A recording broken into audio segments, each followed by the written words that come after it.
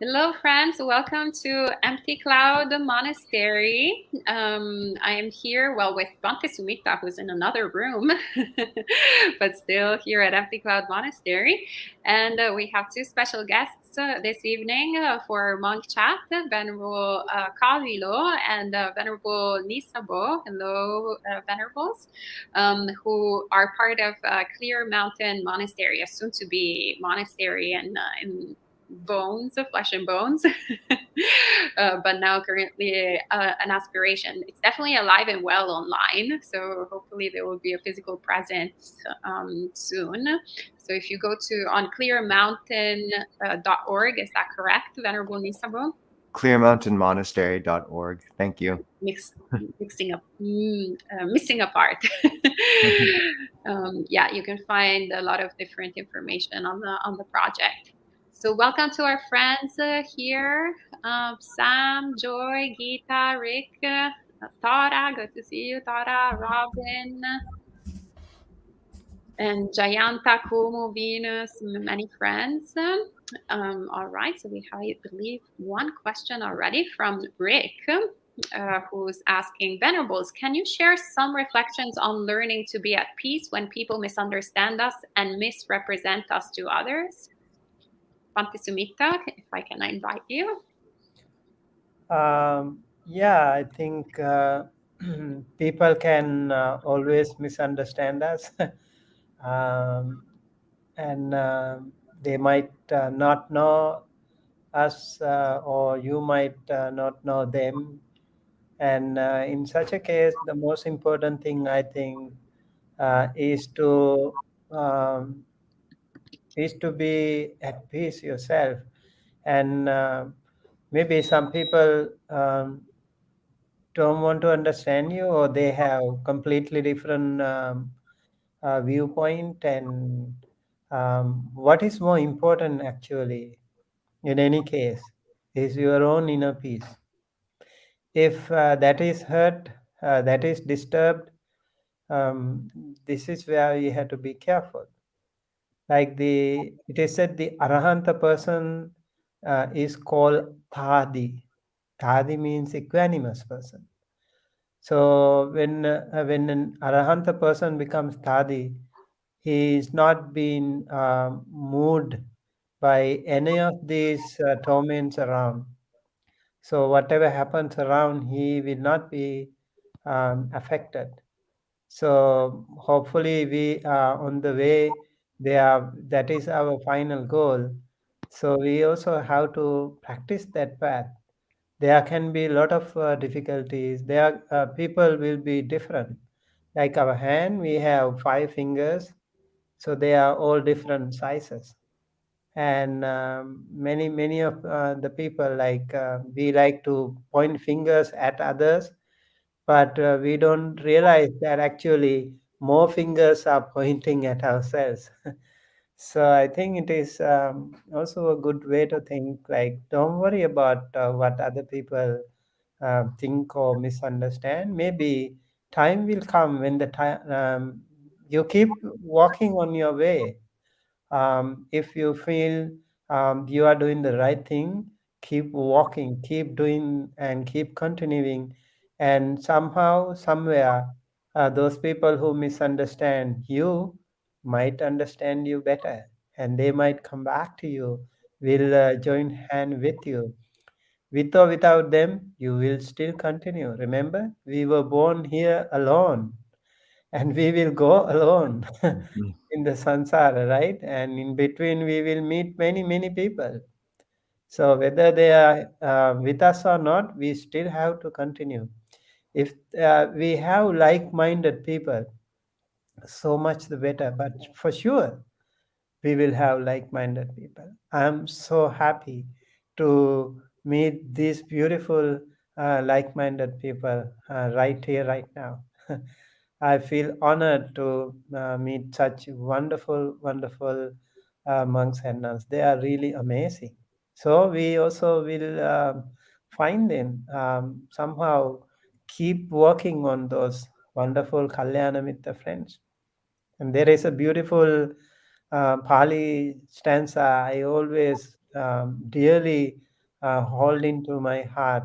That is Imina Punya Kangmena Mame Bala Samagamo Satang Samagamo Hotu Yavanimbana Pattiya. By the power of this merit, may I never be associated with foolish friends. May I always be associated with wonderful Kalyanamita good friends until I attain the supreme bliss of Nibbana.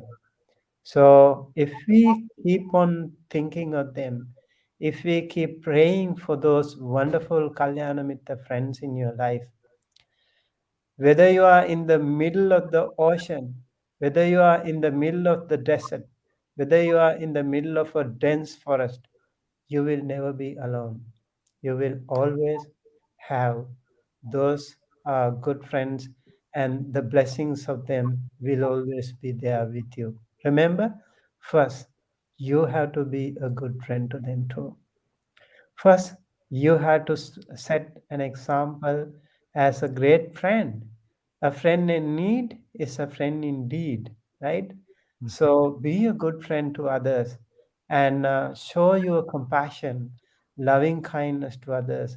Be patient, be kind, be generous, and eventually you will feel you're not alone, and your inner peace will be more strengthened. When you are stronger with your inner peace, there will be many, many more people who will be coming to you. Not only the people, humans, also the devas, also even the other sentient beings will be with you. You will not be alone. Thank you. Thank you, Bante. And Ajahn Kaviro maybe has a few other words to add on the subject matter.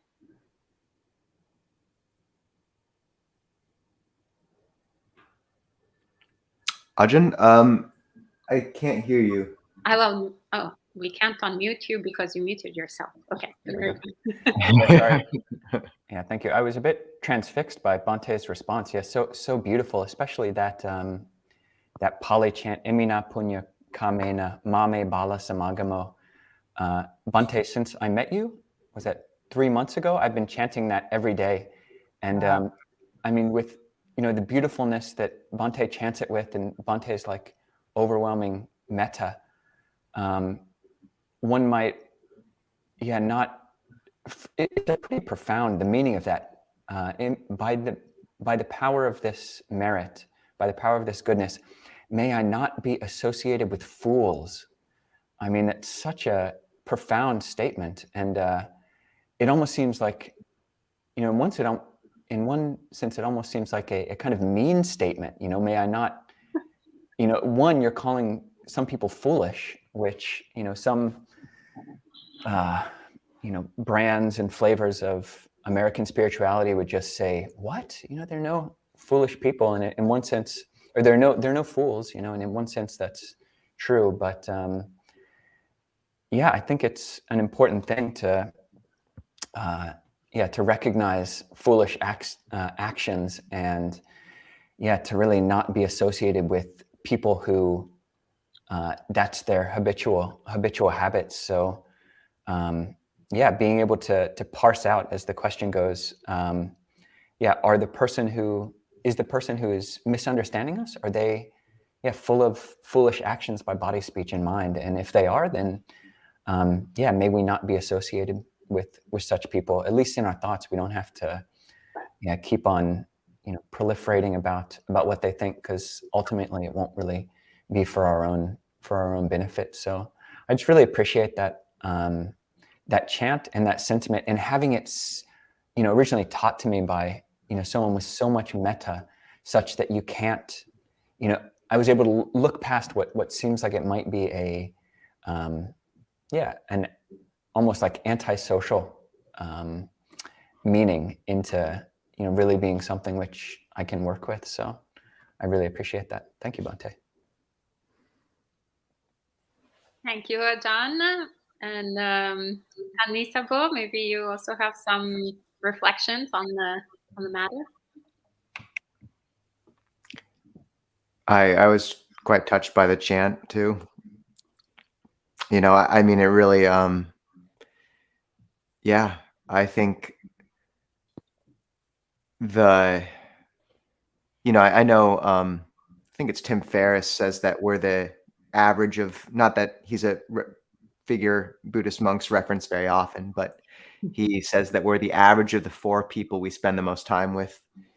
It's a potent reflection, and just, yeah, being not judgmental, but judicious, and realizing the real blessing of coming into contact with people of such refinement and beauty in this life. I mean, I remember as a layman being so desperate for people who understood what I was hungry for, and people kind of dabbled here and there, but now being surrounded more and more by others who really understand the importance of this path. I mean, it's you know there's just a whole I just remember falling in love again, with, say, like Longpo Pasano, like that sort of spiritual falling in love. Like, it's a very concrete, beautiful motion of the heart. And yeah, I mean, this isn't a dry path. And I think the music of Bhante Sumita's chant really speaks to that. This sort of wound away from the actual question, what I was saying, but um, my reflection around the question itself would be that there's I think a large place for really having sympathy for the depth of difficulty with being slandered and misunderstood. I mean, in sutta called I believe it's sort of Nimitta Sutta in the Anguttara Threes, and it has to do with refining gold. And one of the most refined things that the goldsmith takes out of the gold after removing the coarse gravel and grit, which is compared to coarse, actions and speech, and then coarse intentions, is the fine dust. The sort of last thing you clear from the mind is not wanting to be despised. And I think that's an acknowledgement of how deeply rooted it is. And you think of the 8 worldly winds: gain, loss, pleasure, pain, fame, disrepute, praise, blame. And 4 of them have to do with this, deep instinct to want to be understood and accepted. Because, in the chimpanzee tribe, if you were exiled, you were dead. I mean, it's a survival instinct. So I think there's a big place for just acknowledging this isn't some, little social thing. It can really strike at something very deep in us. And yet what Bhante Sumita was saying, that if you're practicing this path, you're never alone. And at the same time, we come and go alone, in terms of the people we meet. So I think just having a lot of compassion for ourselves and understanding that all these relationships and the Dhamma asks that the things we're attached most to be let go of. And so it's, encountering fame or slander or disrepute is, one more thing that we're asked to kind of look beyond, but it's not always a fun process, I don't think. Thank you so much to all the 3 venerables for sharing some thoughts. I think everything has been said. Perhaps I will just add one of I don't remember the name of the sutta, but it's the Anguttara Nikaya, where actually the Buddha encourages us to reflect on all the doubts that we can have when people start slandering us, or saying not terribly good things about us to other people, or perhaps actually harming others as well. And he goes, oh yeah, all these people are going to go and start hating me, and all these rumors are going to go, and but what can I do about it? What else should I expect, right? What should I expect? Say it again, sorry. What should I expect? I know that there's one sutta that says that, at least. Yes. Yeah, something like that. Mm-hmm. I translated it in my mind. What can I do about it? What can I do about it? And actually, I found it very helpful. I actually do that with my practice as well, here and there. Whenever certain thoughts arise of things that we can't control, but well, what can I do about it? Not really, not that much. So why are we like holding on to what we can't control? But what we can control is actually what we're doing right now. You know, the wholesome, actually skillful, as our resident Kyle was telling us, but better word than wholesome, he was suggesting today. So skillful actions through body, speech, and mind that we can do in this moment, that we can control, and that makes us instantly happy. So yeah, then we learn to be at peace right here, right now. It's not actually a learning for the future, but right now we can accomplish that straight away. All right, and Shadow of Label, who I always forget the real name, but we always know the nickname, says, apparently we skipped her question the other night. I apologize for that. The question is, why is the Dalai Lama not a Buddha? Well, it depends who you ask, Shadow of Label.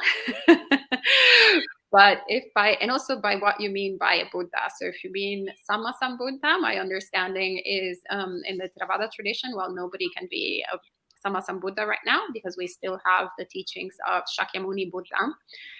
So right now, whether we're the Dalai Lama or not the Dalai Lama, all we can be is an Anu Buddha, so someone who follows the teachings of a Sammasambuddha, so Shakyamuni Buddha, and realizes awakening.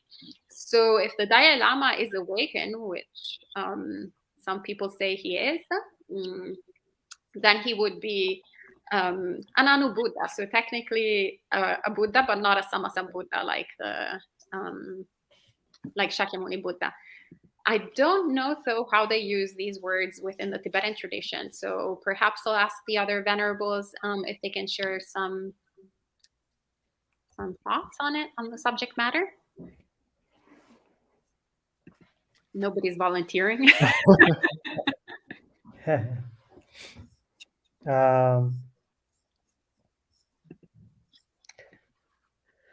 I think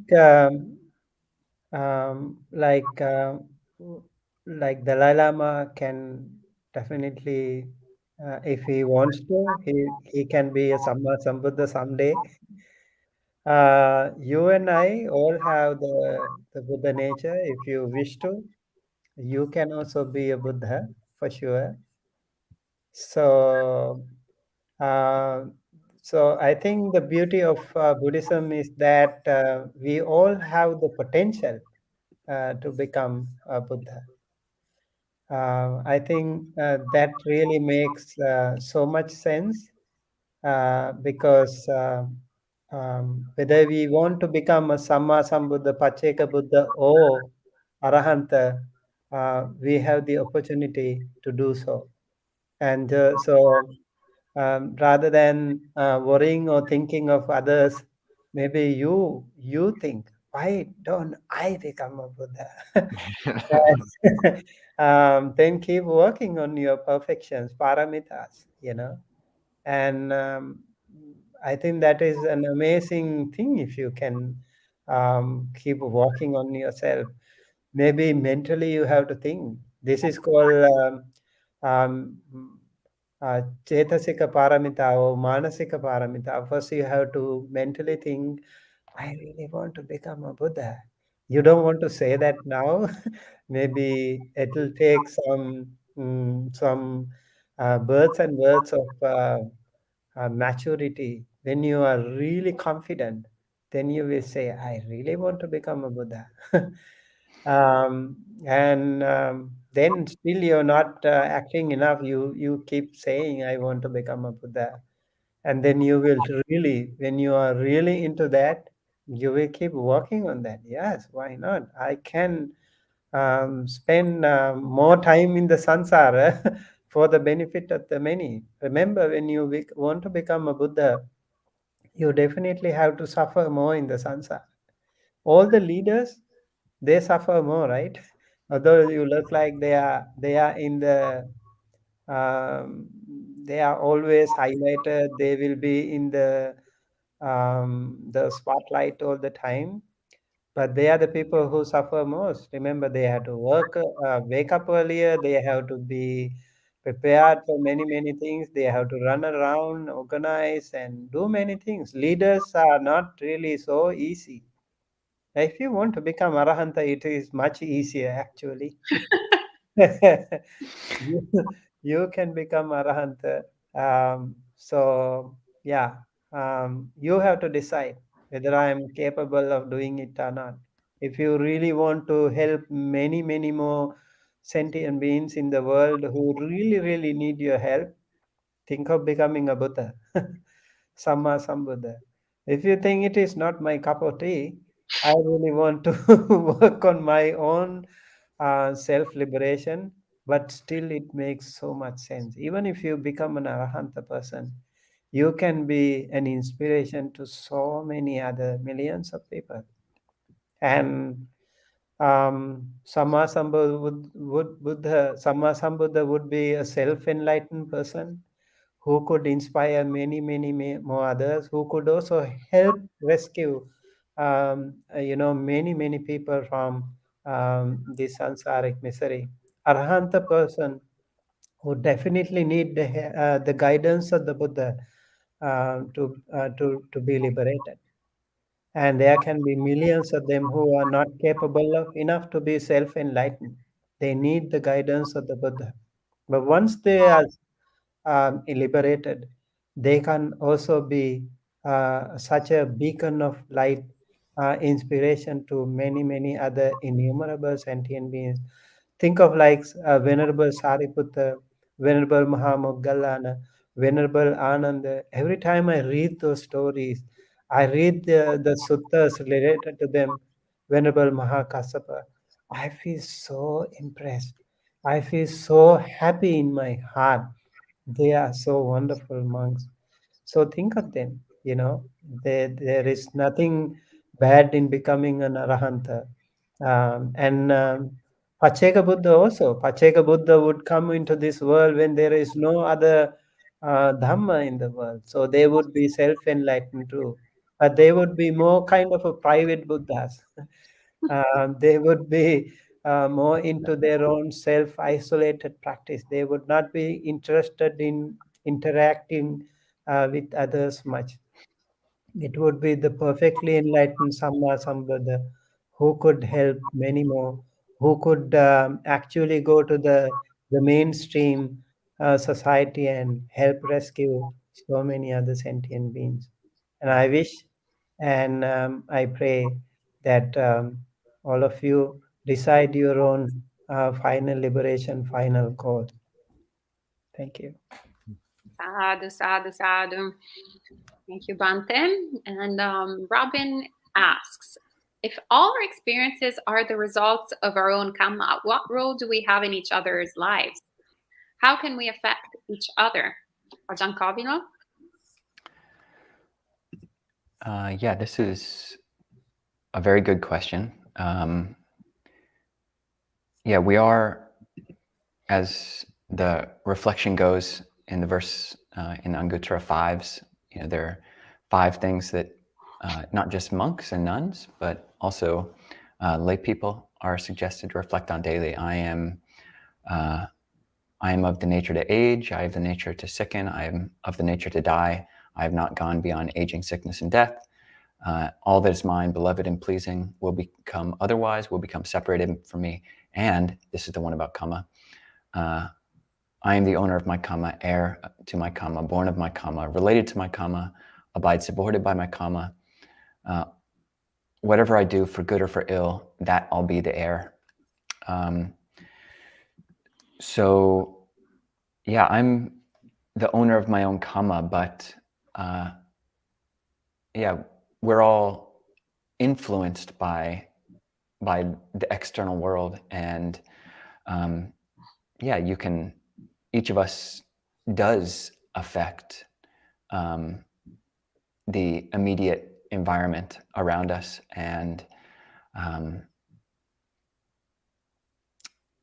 yeah, I mean, from it's fairly easy to see the role that parents serve in shaping their children to various degrees, and yeah, it's really the same with all of us, with all of our interactions, and but in line with that truth that we're the owner of our karma, owner of our actions. What's really important there is intention. So one's intentions to be of benefit to others, and the Buddha did praise that. I mean, that's the primary motivation behind loving kindness and compassion. So may other beings be happy, and may I alleviate the suffering of other beings. And if we act from that intention, that's really on one level, it is like a matter of belief that one's intentions do make a difference, and one's intentions are meaningful. So when we take on that belief or that theory that my intention that I want to help another person, that my intention that I want to help my neighbor or the person who I live with, that's when I believe that that does have an effect, then that's really all we can do. And maybe that's true, and maybe it's not. But yeah, it's kind of what we have to work with is just our own intention in the present moment, and the degree to which someone else is going to be affected or not. That's such a complicated thing that we really don't have that much control of. So yeah, that's how can we affect each other? Basically by our intentions, and maybe those intentions will be fruitful, and maybe they won't, but that's what we have to work with. So Sadhu, sadhu, sadhu. Thank you, Bante. And maybe Tanisabo, you have anything to share on the subject matter? I mean, the Buddha identified 4 kind of questions that if you contemplated too much would, I believe the term is, cause your head to, well, explode, basically, split into 7 pieces. And one of them is the workings of karma. And so I think that the Buddha's, one of the signs of his wisdom, and something you begin to gain a deeper and deeper appreciation for, was his restraint in teaching. Where so many teachers in that day were philosophizing about the origins of the world, the ends of the world, and Western philosophy can be seen as sort of one gigantic rabbit hole flirting with something of actual meaning. But the Buddha was so restrained around identifying the one issue and simplifying everything to that essential question of how do we end our own suffering, and specifically how we can use our own intention and shape our own intention for in service of that goal. And Ajahn Kovilo saying that perhaps these things have fruit and perhaps they don't. I think, and correct me if I'm wrong, Ajahn, that you're referencing perhaps they have fruit for the other person, but that those intentions always have fruit for us, and or have the potential to have fruit for us, at least in our working hypothesis. And so I think, yeah, we focus on that, and a large part of that skillful intention is non-harming, non-ill will, and renunciation, which the sort of positive correlates would be compassion, loving kindness, and renunciation. And that we can have faith that to some extent that goodness is never lost. But it's also a relief to not know that we're totally responsible for others taking on and being affected explicitly by those things. I mean, there's the analogy of, someone can be right next to someone who's awakened, and they're like the soup ladle ladling the soup, I believe is the metaphor. Like they don't taste the soup at all. And you see that a lot of people sort of come into quite close contact with the Dhamma and they just aren't interested. And I think there's this beauty around focusing on our own intentions that, we try to do what we can, but we still remain focused on the essential question of our own intention and the wholesomeness behind that. And then, see what happens from that is sort of exactly how much someone takes that on or doesn't. Like Ajahn Kovilo said, it's difficult to know. And in terms of the exact machinations of karma and that sort of ebb and flow between beings, that's, I think, relegated in the realm of the Buddha's teaching to something that's a bit not essential in terms of the question. And so it's put aside. Correct me if anyone has additional thoughts. I'm happy to hear as well. Thank you, Venerable. Actually, maybe since there are a lot of different questions popping up, maybe unless one of the other Venerables really wants to say something. Okay. Then, Dr. Sumita, or did you want to say something, or should we go to the next question? I think I'm okay. I agree with both of you. All right, thank you. So Dulani asks, my college professor once mentioned to our class that the Star of David was also anciently symbolized as a symbol in Buddhism. Can you explain more about it? Definitely I cannot. So maybe if there is one of the Venerables who can, they can speak. I think that is mistaken. at least within the Pali school, certainly not like in the oldest, like the Theravada tradition. Like as far as I know, certainly in the Pali canon, there's no Star of David symbology that I know of. Possibly, maybe somewhere in the commentaries, but I don't think I've ever heard of it. It's possible. I mean, the tradition's 2,500 years old and is spread to, basically the whole world. So it's possible that some specific country has taken on that symbol at some point. I mean, other symbols like the swastika or the reverse swastika. I'm not sure which way is Buddhist and which way is Nazi-esque. Does anyone else know? Is the Star of David a Buddhist symbol in some way? I would maybe just add, like, I kind of agree with Ajahn Kovilo on this one, but we did have a really interesting conversation with Ajahn Sona about 2 weeks ago around these sort of hidden threads of Buddhism throughout history and this influence that you see everywhere when you start to look.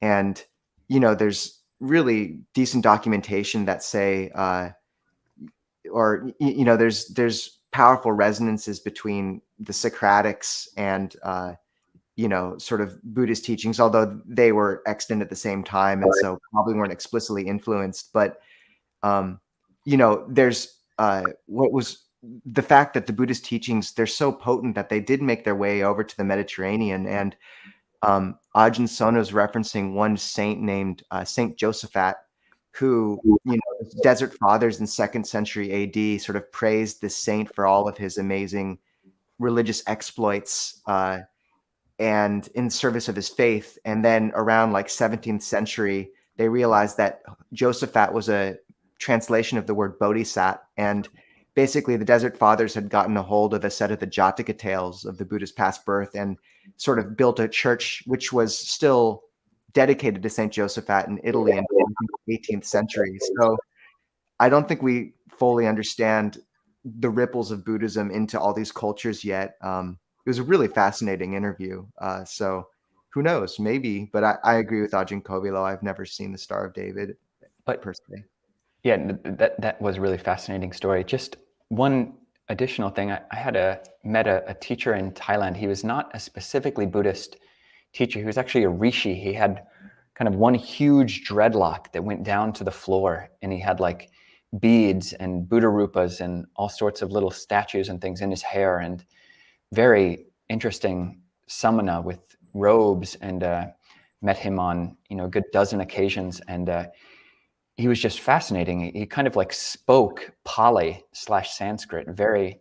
He was ostensibly Thai, but yeah, you couldn't tell how old he was, somewhere between like 40 and 80 or something, but had so much energy. But basically he would always just be carrying around something, some like almost like little toy thing. And I remember one time he was carrying around this kind of triangle Rubik's Cube, if that even makes sense. It was like one of these like multicolored puzzles, like toy puzzles. And basically, myself and other people were asking him questions about Dhamma, and he would basically like, talk about the Dhamma through these different toys, basically. So he would, we'd ask him a question about the Four Noble Truths, and he'd bring it back to like Buddha, Dhamma, Sangha, the Tri Ratana, or you would say it's the Adhisika Sila, the Sila, Samadhi, Panya.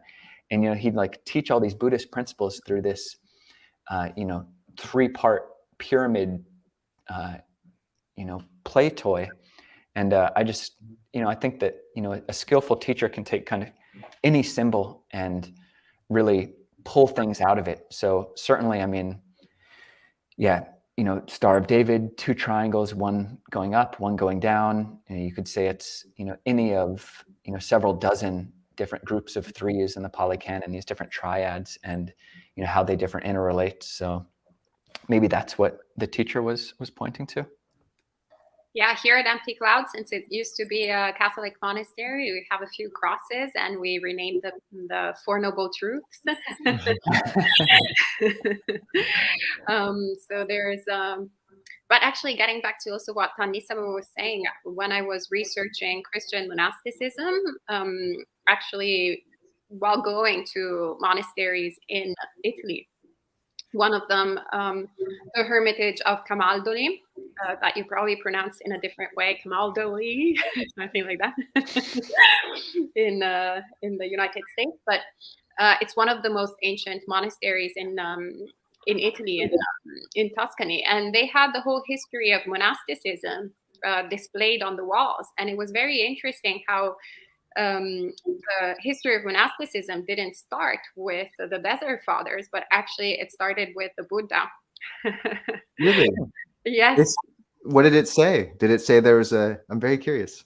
Yes, that the Buddha and also the Jains were the first that actually established the monasticism, and how fundamentally that is where we are drawing like the foundations of Christian monasticism. And then you see also historically there has been a lot of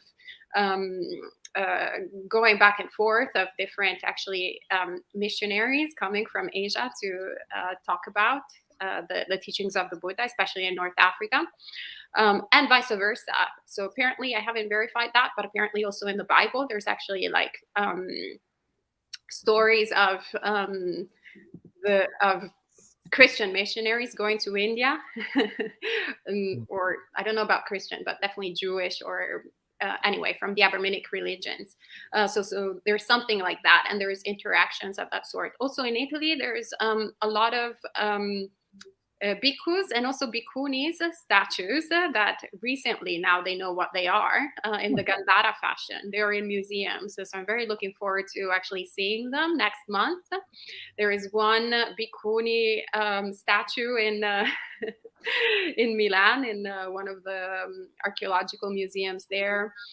In Rome, there are men that are wearing the Gandhara garb and have the sort of hairdress, just like the Buddha depicted in that time.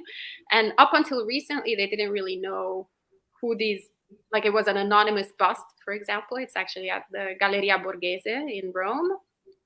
And then they traced it back to the Gandharan period, and how there were actual ancient Romans who were practicing Buddhism up to the 3rd century in Italy, according to them, because of the commerce between India and the ancient Roman Empire. And then as everybody was converted to Christianity in the 3rd century after Christ, then everything disappeared.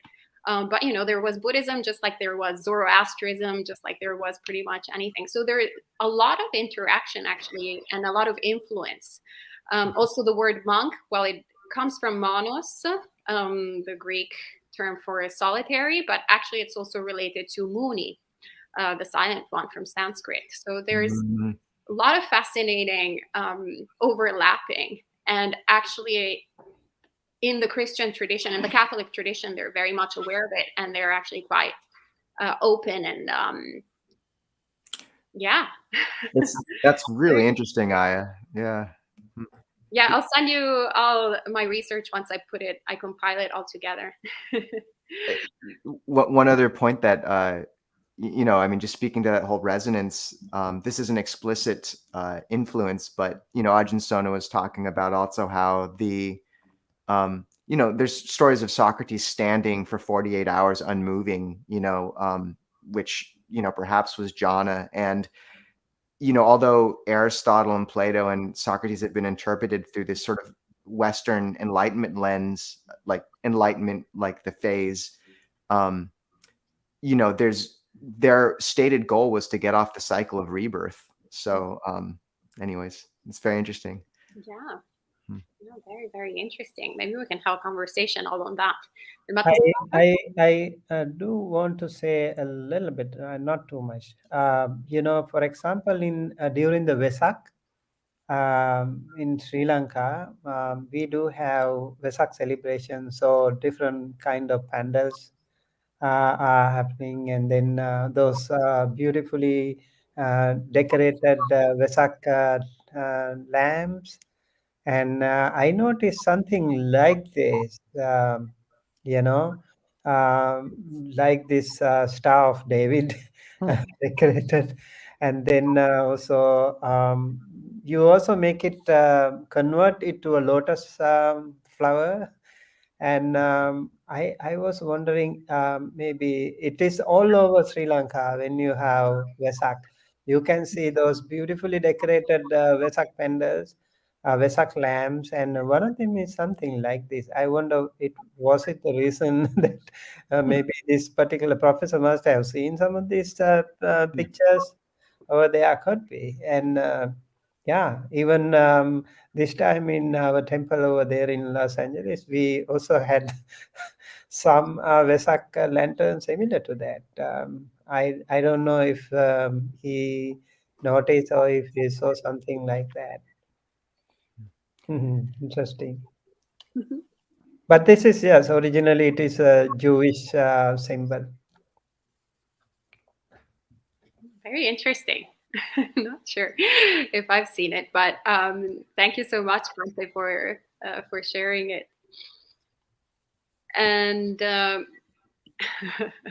Shadow of Label says, I told an angry person today to keep their gift as they were angry with me and they got confused. Great result.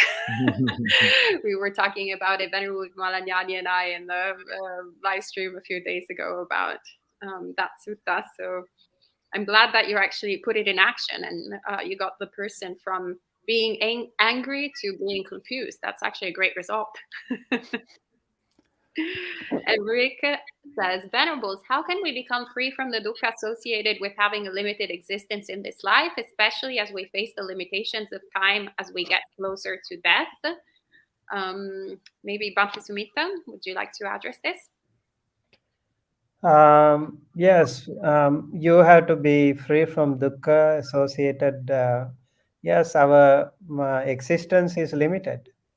We have a very short lifespan compared to other sentient beings, right? Maybe like compared to other the animals that we see, is, maybe the crocodiles, or maybe what do you call that? Uh, the other aquatic animal who also can live like up to 400 years something. Turtle? Sea turtle? Yes, I don't think turtle, they can live. yes. so they can live longer than us. Though, yeah. Um, our time is very limited as humans compared to devas and brahmas. They have much more longer lifespans. Then yes, I think the suffering also limited in that sense. If we compare with the other sentient beings in the hell realm, they have infinite suffering over there. So in a way, we are lucky that we can do some good karma too, provided we are more having more yoniso manasikara all the time. If we can maintain that yoniso manasikara, how do we tackle with that? How do we deal with such situations? Yes, one of the most important tools in our toolbox, I think, would be to have yoniso manasikara, that alertness, that mindful attention all the time. So when you have some unwholesome or what you call negative energy in us, um, so maybe we have to be careful. Unwholesome roots, lobha dosa, moha, greed, hatred, and delusion. Those things can appear to us when we are dealing with the world through our chakku sota gana jivha kaya mana. When we contact with the world outside through these six sense doors, we might arouse, we might generate unwholesome states. So make sure you have that you have that gatekeeper sati, the mindfulness, sati sampajanya, and also yoniso manasikara with you. That will be the savior of your life. Sufferings can be there as long as we live. Jati is dukkha, the birth is suffering, and then jara, decay is suffering, and then sorrow, lamentation, and to be associated with unpleasant ones, dissociated from pleasant ones, and yeah, sickness and death, and all these things are suffering, whether we like it or not. Those things can come to us from time to time. Those and also the eight vicissitudes, what we call labha, alabha, ayasa, yasa, ninda, pasansa, sukha, dukkha. Those things can come to us any moment of our life time. Profit and loss, and appreciation of the people from the people, and also people will throw us like all flowers and brickbats alike. You have to be uh, you have to be confident enough to accept them, and make sure you are not disturbed. Yeah, suffering. Yeah, life is not so comfortable as we think. Like the power or the money or the education or whatever you have, the sufferings will still be there with you. We know now, I think this is more than ever. That now we are able to recognize it, we are able to realize it, suffering. All the people who thought that they are like unassailable, invincible people, all those powerful, maybe political leaders, maybe very rich people, maybe very highly educated people, have they not been affected by COVID-19? They can run away, right? They cannot run away. The Buddha said, like, na anta likke na samudra majje na pabbatanang vivarang pavita na vijjati so jagati pradeso yathatito munchaya papakamma. Whether you are in deep inside the water, or whether you are in the middle of the ocean or the sky, yeah, up above the sky, or wherever you are, inside the cave, or inside the very fortified fortress, wherever you are, the karma can come to you. They can sneak into you no matter how guarded you are, well fortified you are, karma can come to you. So the suffering can come to us. We just have to live with it, and then we have to find a way out of it. Um, just like I think we were talking about that this morning also, when we were talking about, yesterday, I guess. Yeah, when we were talking about the Paticca Samuppada. Yeah, we are kind of all trapped in a rip current.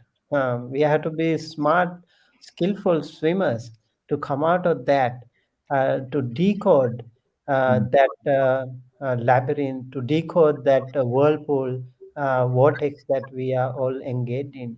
Otherwise, we will all be trapped in that whirlpool, and we will keep running around, in samsara. And somewhere, somehow, a smart person, a skillful person has to know, hey, I'm just running around. There is no end of it. I have to come out of this. And so those smart people will somehow, somewhere, will go with the flow, and somewhere, somehow, he or she will find a way out of it, and only then you will be able to come out of the suffering. Yeah. Thank you, Bante. Yes, I have to say that actually contemplating contemplating rebirth is also very powerful. At the very beginning, when I started quote unquote believing in rebirth, or I started making sense in my mind, I thought, oh, this is kind of great. Endless, opportunities to do all the different things that I like and want to be. But then it dawned on me that actually it was quite scary.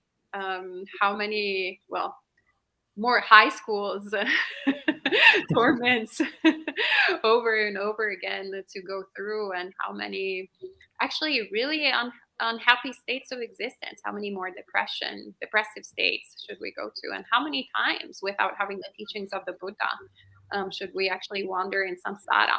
So when there is dukkha associated with having a limited existence in this life, I think it's actually helpful to shift it into a sense of urgency, of actually really looking at what incredible opportunity, karmic conditions that we have the Dhamma, that we have the teachings of the Buddha that bring us out of suffering, and to practice them. And then we're energized and we're like, there's little time. That's great, because I have a little time, like not no time at all, but actually a little time to practice. And that little time is precious. So we don't have to waste it, and we can actually really work towards awakening. Just by saying this, for example, now I'm energized. I'm going to just want to go and meditate and and realize awakening. Anyway, let's go to the next question from Kumu, who says, Venerables, how can we practice Nekkhamma, one of the 10 paramitas, in our daily lives? Is it by staying on the middle path without desire or aversion, Tanisabo? Oh, I feel like I talked a while on that whole Italy thing. Does Ajahn Kobila want to take a whack at this one, or? I could. I did. Yeah, I didn't feel like you spoke too long. I love hearing you, but maybe we can both share. We Deal. can go. Let's share. 50-50. Half. All right. You first. 50-50. Yeah, 50-50. Yeah, practicing Nekkhamma or renunciation for people who are not so familiar with the Pali is one of the paramitas, the 10 perfections. And yeah, there are many ways you can practice Nekkhamma, many ways you can practice. One translation, which I think is maybe more approachable than renunciation, which is almost like in English, it's basically synonymous with,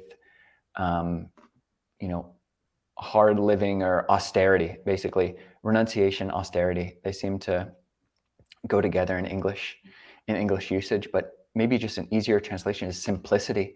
So how can you practice simplicity in daily life? And yeah, I think you give a really good idea.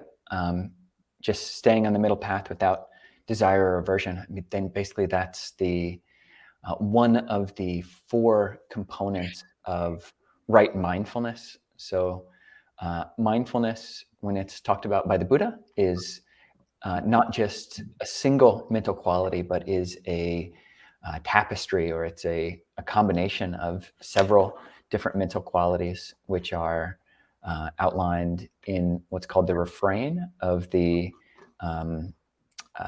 Mahasatipatthana Sutta, the Satipatthana Sutta, the discourse on the foundations of mindfulness. So what is right mindfulness? It is knowing the body, the mind, feelings, or dhammas in and of themselves, ardent, alert, and mindful, putting aside greed and distress with reference to the world.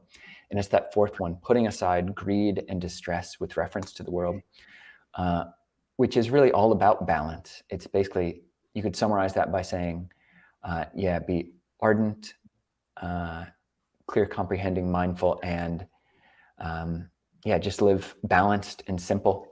And so, take that up if that's how you are appreciating it now. Then take that up, because there are so many different ways of approaching these different dhammas, these different wholesome mental qualities. And I mean, one could also look at it on just like the world around us, how we relate to our stuff and our things. And that's a whole nother level where you can really delve in and dive into what it means to live a simple life in it. But really that does differ from person to person. Whereas this staying on an even keel, not craving, not averting from the different things, but staying balanced, that's where the path is. So I think you put your finger right on it, Kuma. Taniswa, what do you think? Yeah, it's a good answer, Ajahn. I think that the practical things you kind of motion to, perhaps I'll just speak to those, because like Longpo Pasano says, the props are important, and I don't think people avail themselves of all the quote unquote props that the Buddha really laid out for lay people. So, one really important thing is just having a reference point apart from our daily lives to look at our daily entanglements from. So this is the beauty of the practice of the Uposatha day, which is a Sabbath, basically, approximately once a week on new, quarter, and full moons.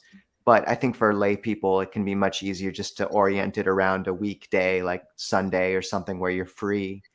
And the traditional practice is to take on the 8 precepts during that day, which, no sexual activity, the other 4 of the first 5 precepts, and no intoxicants, etc., no killing. But the additional 3 are: 1, doesn't eat at the wrong time, so doesn't eat after noon, which really frees up the afternoon to practice and, not cook. It cuts out the sort of going out for dinner with people aspect, or making dinner or having that. It gives you time for seclusion in that sense. And the mind and body are bright for meditation in the evening if you haven't been eating. The 7th precept is to not adorn oneself or beautify oneself or indulge in entertainment. So turning off the phone, avoiding the TV, not putting on the lipstick or whatever, and just simplifying in that way. And then the last is to not sleep on high or raised beds. So you can sleep on the ground if you want, or a sort of more modest cushion.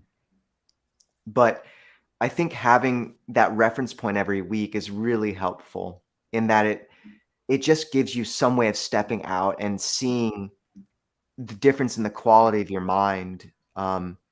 Because that, if you can give up or mitigate your attachment to that phone or all these other aspects, the TV show in your day-to-day life, I mean, that is the eventual goal, but it really helps to have these sort of clean breaks at least once a week to have a reference point. And that contrast becomes more and more apparent to the point where you really are able to let go more and more of these other things, because you see clean and wholesome joy that's there when you don't entangle yourself in these things that are more coarse. And renunciation is a difficult word because it has this sort of Puritan echo of soul deadening. But the more you practice this path, the more you realize that if the sort of flame of the heart is constantly being buffeted by the winds of desire and aversion and entertainment, it never grows strong. It's always kind of sputtering. But when you begin to hold that center better, then the heart has a chance to grow really bright. And so there's a great happiness with the simplicity that Ajahn is referencing. And yeah, so I'd say that's helpful. Going on retreat is really helpful to get that same reference point in a bigger sense.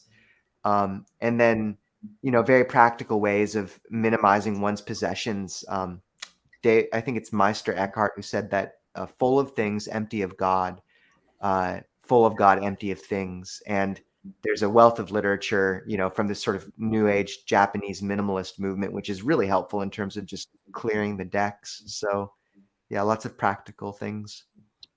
Thank you so much, Venerables. And now we have a Stan the Cat moment for everybody to increase the audience.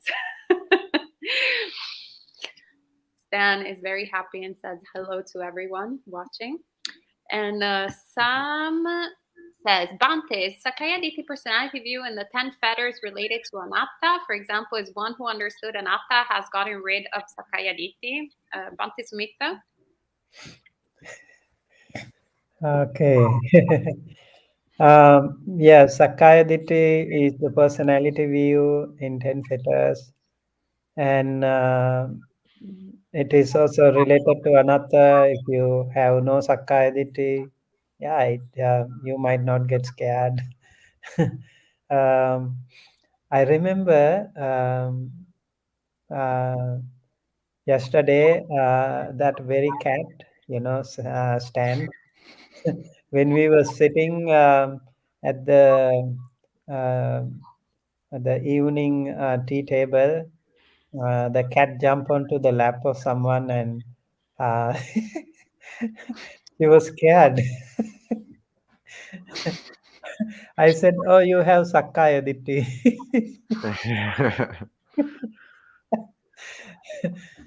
Because you are scared. Because we think I am this body belongs to me, and so I think one of the ways to test your own Sakayaditi is, yes, when you get like suddenly you get goosebump, like suddenly you get scared or shocked, that means you still have it. um, so Sakayaditi is always related to this concept, this notion of this is me, this is myself, and this is my body, my I, me, myself. That notion, it will be very difficult to get rid of. That is very deeply rooted in us. So we still have to work slowly. In Anapanasati meditation, for example, it is said how you have to think of your own breath body as just body and not being. So when you keep practicing that, actually the Anapanasati can be turned into Vipassana. When you think, oh, this is breath, incoming and outgoing breath, and you see the breath coming and then leaving and just evaporating, inhale and evaporate, exhale and evaporate, and you think of the whole body. Sabbakaya patisangvedi asasisami sikati, the whole body breath. And that is and then next one also is really interesting. In the Satipatthana Sutta, it is mentioned, you think this is just a body and not being. So this is a good way to remind ourselves, train ourselves. Every single thing that we have in our body is actually separate, things, and we can claim possession to any of these, whether it is eye, nose, ear, tongue, body, even the mind. All this will, if you analyze them separately, deeply, profoundly, you clarify that. You can explore into deep into that. You will notice that nothing belongs to me. Whether we like it or not, I have no control over them. It is that is why, like when you get sick, you don't want to get sick, right? But you can control. You get sick. You don't want to get old, but you get old. You can't get rid of it. So that is because we. That is why it is called anatta. There is no control in us. That is the no self theory. So um, it is said like anicca dukkha anatta. Yada niccang tan dukkang. If something is impermanent, that is suffering. Yang dukkhang tadanatta. If something is suffering, that means you have no control over it. So you can say, "This is me. This is myself." If you say like this is me, then you should be able to control. You have no control. Let's say like you are going to die tomorrow. Can you postpone? You can say I have an exam tomorrow. So can you the Mara? Can you come maybe 1 month later? I have an exam. I have to get ready for that.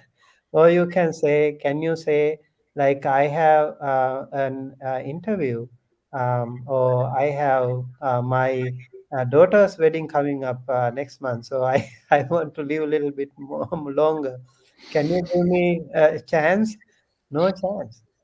So the Mara, it is said, Yuddhang atti jayo natti, sabbe machi parayana. Like there is a war that we are all engaged in, but there is no victory.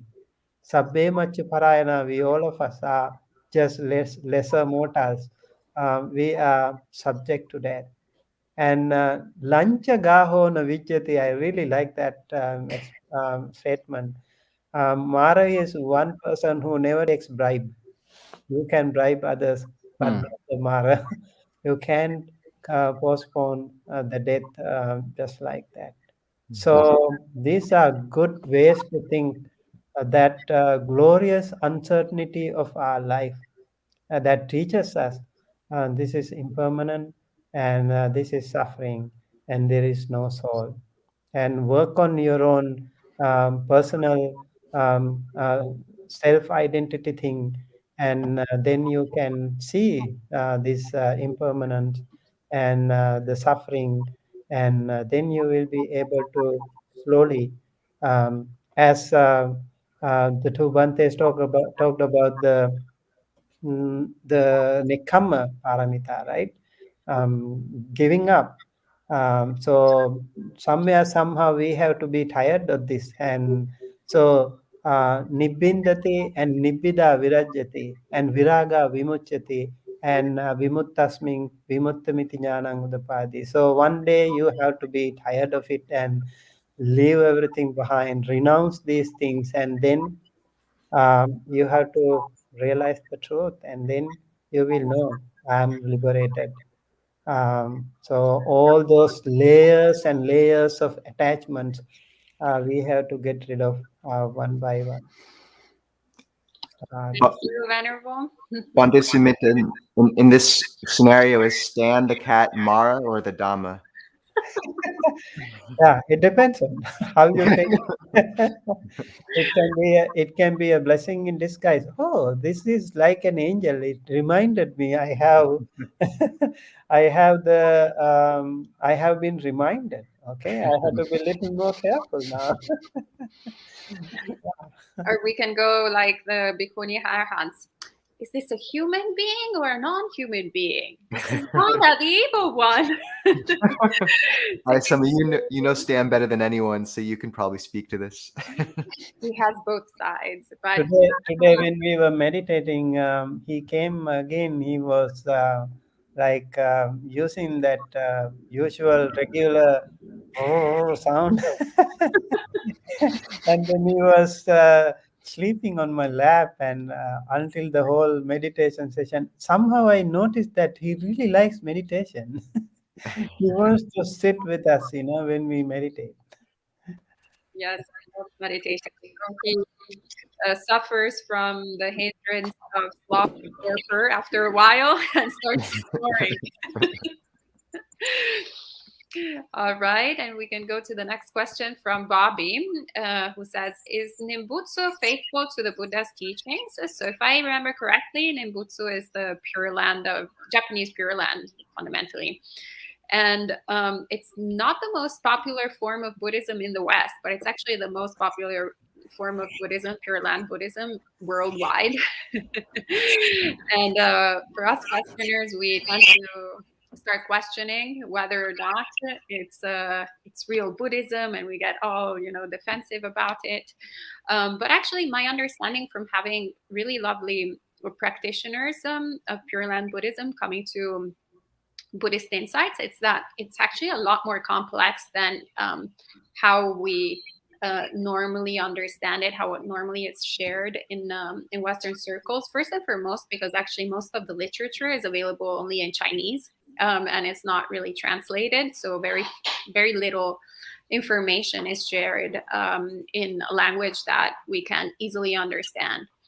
And also, I mean, the fact that, the Buddha, I don't think is particularly mentioned in the Pali Canon, but definitely a lot of different Buddhas in different realms of existence are mentioned. So it's not only not in contradiction, but it's actually it totally makes sense. This being said, I'm not a practitioner of Pure Land Buddhism. It doesn't really work for my karmic conditions.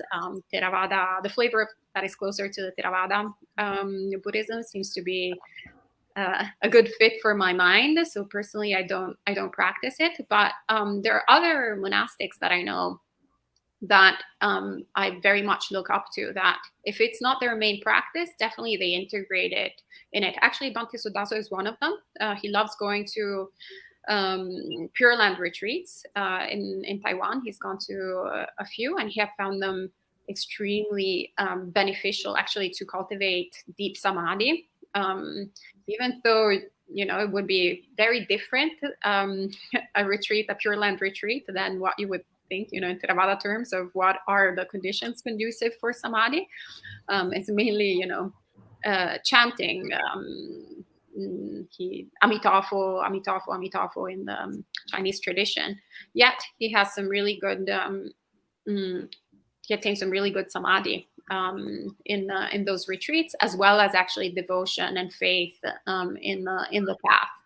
So yeah, you can try it out and see if it works for yourself. But fundamentally, every flavor of Buddhism, as long as doesn't have some weird kind of reputation, and you can easily find it online these days if you put the lineage online and then you read sexual scandals and extortion and all that sort of stuff, then maybe stay away. But if it doesn't have any kind of ill reputation of that sort, it's probably a really good path. And unless the Venerables have anything to say on Pure Land Buddhism, maybe we can go to the next question. All right. Pial says, trivial karma can be changed. So after all, karma is not deterministic. So we have hope, and we're essentially shaping our future right now. So there is positive power of karma, and it is not hopeless. Actually, it's not a question. It was a comment. Let me see if there is a question. Oh, yes. Pial says, the chant that Bhante Sumita was sharing earlier is essentially wishing for a Kalyana Mitta in future lives, just in case we don't get to the end of the path right now. So not wishing to associate with a fool may be this wish. I think a lot of people like the chanting and really appreciate also that that can be connected to us in some way. Like when we are maybe mentally and physically a little bit a week, chanting also really, really very helpful. And when you are still powerful, maybe the chanting still can be really, really important. I would like to chant again this one and see the meaning also. Imina punya kangmena mame bala samagamo satang samagamo hotu yava nibbana pattiya. So over here, Imina Punya Kamena, by the power of this merit, Mame Bala Samagamo, may I not be associated with foolish friends. I will come to the foolish friends later on. Satang Samagamo Hotu, may I be associated with Satang, means Kalyanamita, good, spiritually rich friends. Yava Nibbana Patya means not in the future, until I attain the Nibbana. Yava means until I attain the Nibbana. So from right now, it starts from now onward. So currently and in future, may I always have those wonderful friends association. I think that is the meaning here. So having good friends in our life is always a very enriching experience. You feel really safe and happy when you have good friends. Sometimes when you have like I would like to say like there can be people in our life that don't match our wavelength. That maybe at that way those can be like unmatched, like mismatch. So those people can be avoided for the better if you can really cope up with them. So that way you can walk alone. Maybe if you have some good friends in your life, so much the better. Otherwise, like the Buddha said in Kaggavisana Sutta, Eko chare Kaggavisana kapo, just be confident in yourself and walk alone. You don't need anyone if you don't have any matching good people with that matching wavelength. That's also really important. You need to have those wonderful people that you feel comfortable with, you feel safe, and you feel those good friends that always help you, like those anukampaka mitas, those people who are sympathizing you, those attakai mitas, those who are counseling us, and samana sukha dukkha mita, when you have ups and downs in your life, they will share with you, and they are really important friends rather than having those anya dattu haramita. Whenever they come to you, they take something from you. They steal something from you. That is the anya dattuhara. And then there can be like apaya sahayamita. They will not lead you to the heaven or the nibbana, but they will lead you to the hell or the downward misery. So you have to be careful of such people too. And there can be some people who always try to um, distract you from what you do, what if you are doing something right. So there are in Sigalo Sutta, there are four fake friends, four wonderful friends. You have to find them and be associated with the wonderful good friends. In the what do you call Sigalaka. Sigalaka? Yes, and also in the Mittani Sansa Sutta, Bhavata Bakho Bhavati Vipavutto Saka Ghara Bahunang Upajivanti Yomittanang Nadubati. You maintain good friends, you will never be in short of food. When you come home or you go out, you will always have the luxury of food and everything. And in this 10 stanza, beautiful short sutta, Buddha has given so many wonderful advisor that why we should maintain good friends. It's really important. I remember one monk was telling me, sometimes, I live alone, he said. I live alone because I feel like it is more comfortable to me. Sometimes when I see like the other people, they come to me and like monks or whatever, like I feel they're not comfortable. I mean, that wavelength is different for me. So it's better to be away from them, safely, keeping them away. Not that I am like having some negative, but I feel more comfortable with my own journey. Sometimes, yeah, it can work for some, Mm. because rather than like keep struggling with challenging people around, maybe you go on your own path, right? You feel like peaceful and happy. If Mm. you find those wonderful good friends, remember there are really, really wonderful, wonderful people around the world. If you find them, if you meet them, don't leave them. Stay in touch with them, follow up with them. That will be really, really helpful, because the friends are always very, very helpful. The good friends, they can help us in so many ways. When we have ups and downs in our life, they can rescue us. So it is very important to have the association of wonderful good friends. Somebody like Sariputta Moggallana, remember? Sariputta Moggallana, when they were Kolita and Upatissa, they had a vow to each other, promise to each other. The person who finds the right path first will have to tell the other one also. So when Upatissa went to Venerable Assaji, when he heard the Dhamma from him, the first one who call it Upatissa was searching for, he was running to his friend. He was searching for his friend to share that beautiful experience that he had with Venerable Asaji. He said, I found, just like Eureka, Eureka. I found the Dhamma. Let's go. And we have the Buddha now. We have the Dhamma now, and he told the Dhamma to him. He shared that wonderful message with him. Remember, when we Mm. have good friends, they will never leave us. They will always help us. They will always rescue us from Mm. every single ups and downs in our life. So it is always good to have wonderful, good friends. Thank Thank you. you very much, Bante.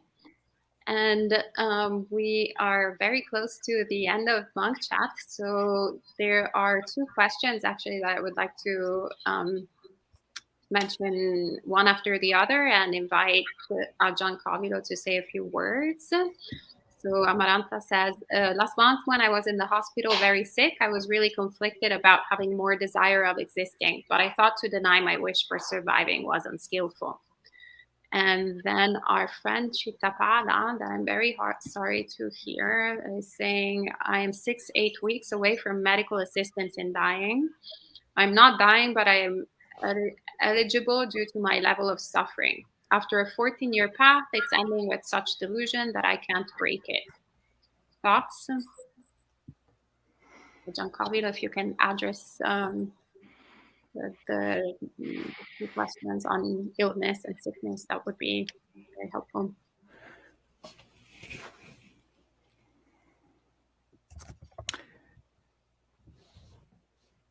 Yeah. When we're actually sick, that's when we get to see just how superficial, and transitory and passing the pleasures that we usually get out of this body can be. So, in a sense, you're really just seeing truths which have always been there, just kind of underneath the surface. And but yeah, how do you do that? I mean, it's almost the definition of being sick, that it's uncomfortable and it's not easy. So there's no real kind of quick and easy easy answer to this because it requires patience. But as the Buddha said, patient austerity, tapa, is, patience is the foremost tapa. Patience is the foremost austerity. So if you can, just keep remembering the teachings, and even while you're sick, even as, a very common thing when we're sick is that our mindfulness just does lap because of the pain. So the extent to which we can just come back and keep remembering the teachings, remembering to try to be mindful, and to remember the positive aspects of the mind. So recollecting the joy of a mind which is bright and clear, and it might seem inaccessible at times, especially when the body is in so much pain, but there is a joy which can be tapped into pretty much at any time, no matter the state of the body. A mental joy and refreshness, piti, a non-sensual joy and delight and gladness. And so, just trying to tap into that is a way to keep us, on the path and upright, even when the body is just failing and falling over. So, not so much time, so I'm not so able to address the question, but maybe one of our other venerables. Yeah, I just want to echo Ajahn Kobila's, sentiment. And, it's rare that someone comes to these chat with something. So, I mean, we can speak about loss and parting, and yet it's always harrowing when someone comes onto the session with a real situation like that.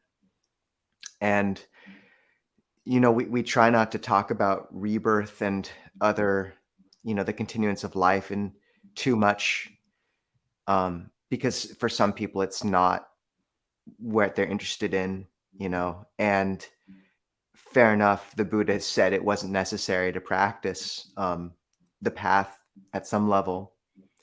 But I also think that the tack that a lot of people take, where they're sort of like, oh, I don't know, maybe not, it's a bit lazy, because what happens after death is, it really affects our existential situation significantly. And to I know that as soon as I started delving into the literature, and there's a good deal of it, there's a professor named Ian Stevenson from the University of Virginia, who over the course of 40 years conducted studies on maybe several thousand children, recording their past life memories they usually remembered, and then verifying them. And many books were written by journalists that followed him. One is called Life Before Life. There's a podcast recently called, I think, from Hi-Fi Nation, called The Nature of Self and Rebirth, that goes into this whole subject area.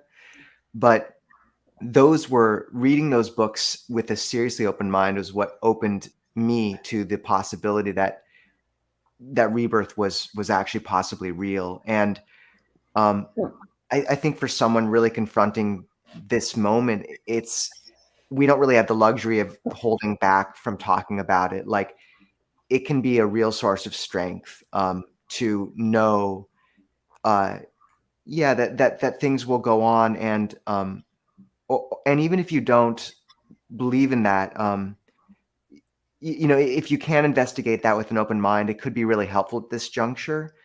And just not to underestimate the power of the Kama you've cultivated on this path.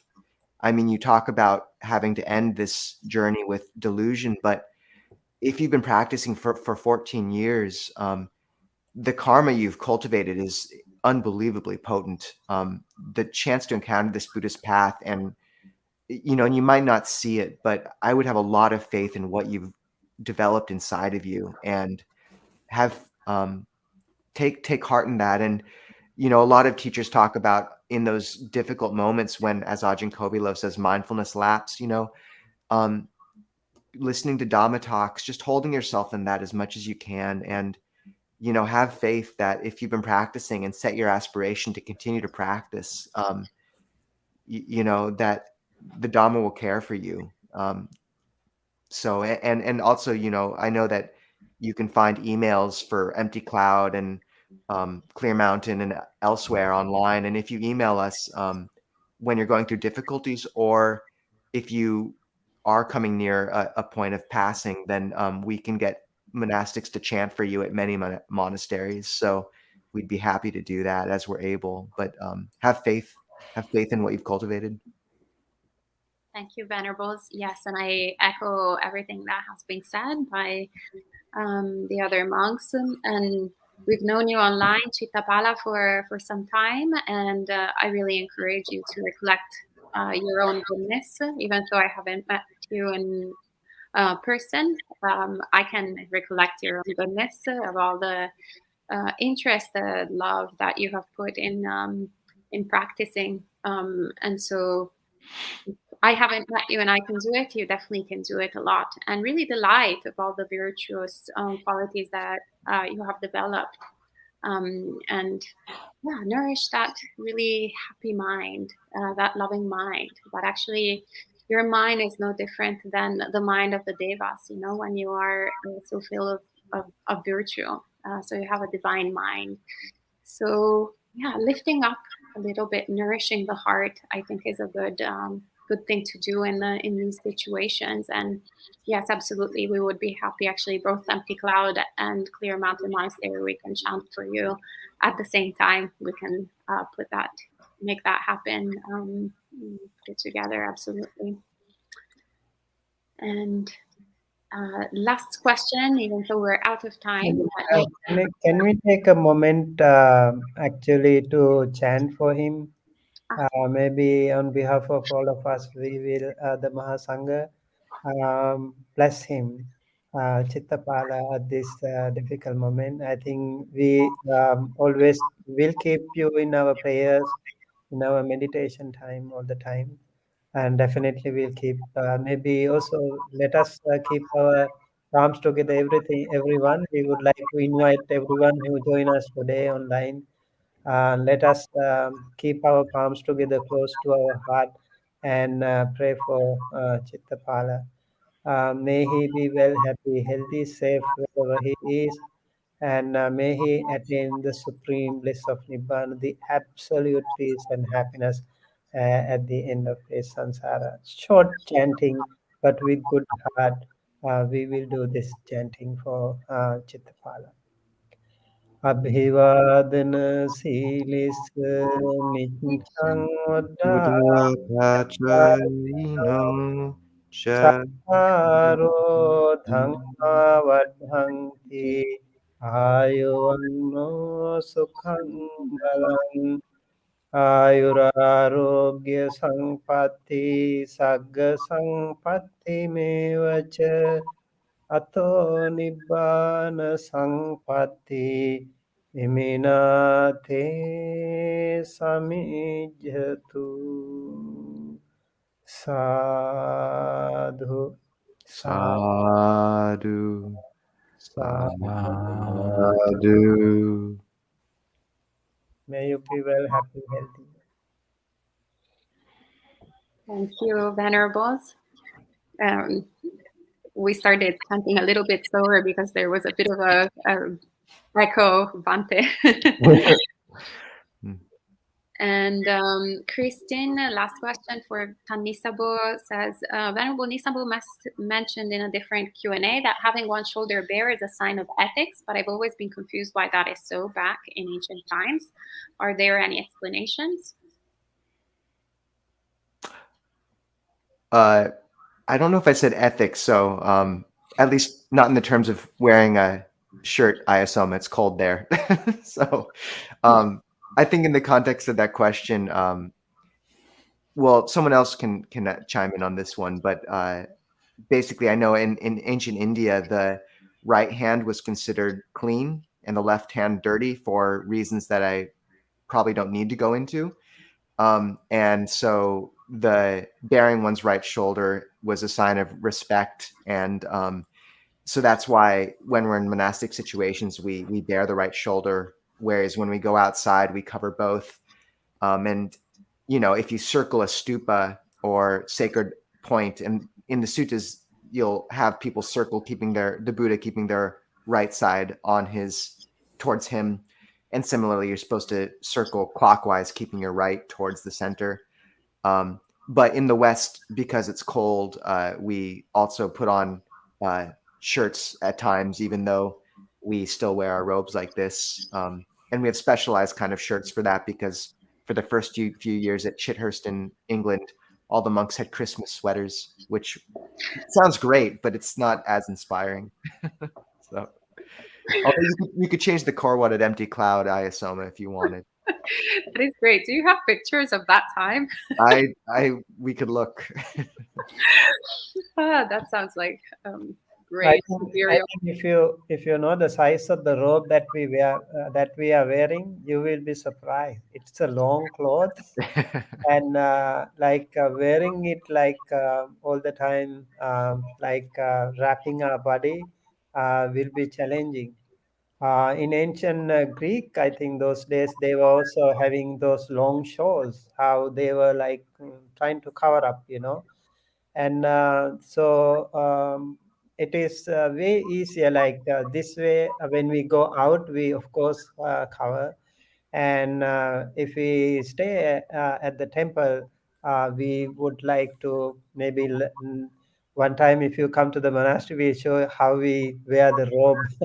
And there is a special way, and also it is a very traditional way of wearing the robe. And yeah, I think in the Asian, especially the Asian countries, it is hot and humid, and so you can cover the whole thing all the time. It will be very challenging for them, but still they do it when they go out. But when they are at the temple, they would live like this robe. This is a very traditional way of wearing, but not to disrespect or something.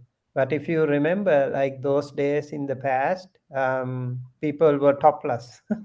They were, even today, I know in Sri Lanka it is hot and humid. It is difficult to wear clothes. Many people, they just wear only a lungi or sarong, and so they just feel comfortable, just wearing only the lower clothes, and that is there. So it is the white collar thing, and all the other things, the clothes belong to the cold countries. And sometimes I feel like they are trying to adapt those things in even our countries. It is really suffering.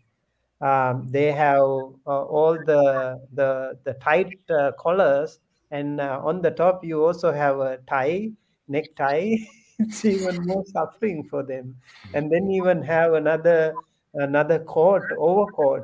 I don't know how they survive. It's really suffering for them. So these clothes are just meant to be to practice spiritual path. And very simple clothes is this robe. And also it is not to decorate. People when we wear these things, nobody will really like us. It is really just to get rid of those fashions, maybe yeah, chinna bhinna pata dharoti bhikkhu, it is said. So the monk who wears cut, and those clothes cut into pieces, then they put together, and that is why he is called a monk. And also sansare bhayang ikhati the bhikkhu, a monk is scared of the sansara, so he wears the robe, and he works towards the nibbana. Yeah, so wearing robe is really an honor. It gives so much amazing power. And this is also called Arahanta Dhaja, the flag of the liberated ones. And this is an unbroken lineage. And we monks are representing that unbroken lineage of great monks from the Buddha's time. So it's really amazing that we wear these robes. Monks from all over the world, they wear robe in different colors, maybe different fashions, maybe, but they have the robe. They respect the robe so much. They carefully fold the robe and they carefully place it, in their kuti or under the pillow, and they really respect that so much. So chivar or robe is really a very powerful thing, a very meaningful thing. It gives us so much power and so much safety and security. Thank you. Thank you to all the Venerables. So we're at this point really way out of time. So if we didn't get to your questions, you're welcome to tune in next week again for Monk Chat and ask them at that time. But we can end this evening with 3 sadhus. Sadhu, sadhu, sadhu. May you all be well and happy, and may all good things come to you.